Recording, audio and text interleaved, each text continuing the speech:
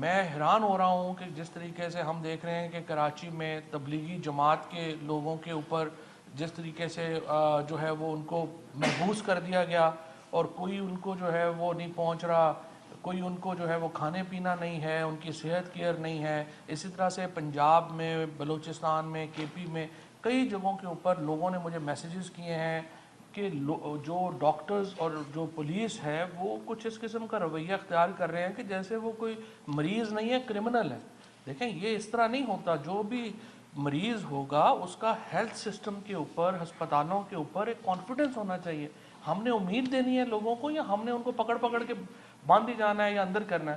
یہ تو بالکل کوارنٹین کا مطلب یہ نہیں ہے کہ آپ نے کو لوگوں کو اٹھا اٹھا کے کیمپوں میں ڈال دینا ہے اور پھر کہنا ہے کہ آپ باہر نہ نکلیں۔ اس طرح تو لوگ اپنا بیماری بتانا بند کر دیں گے اور ہمارے لیے زیادہ خطرہ ہو جائے گا۔ اس لیے جو تمام لوگ جو اسپیشلی ہیلتھ ڈپارٹمنٹس میں ڈیل کر رہے ہیں اور پولیس کے لوگ ہیں، وہ کل پرائم منسٹر صاحب نے بھی اپنے پروگرام میں پولیس کو یہ کہا ہے کہ ان کو ڈنڈے مارنے کا مقصد نہیں ہے، لوگوں کو ساتھ لے کے چلنا ہوتا ہے۔ ایک پرابلم آئی ہے، مصیبت آئی ہے، فرسٹریٹڈ ہیں لوگ، ہم بھی ایک جٹری ہو جاتے ہیں، پولیس والے بھی ہم میں سے ہی ہیں، وہ بھی جٹری ہو جائیں گے، لوگ بات نہیں مان رہے، کچھ نہیں ہوتے۔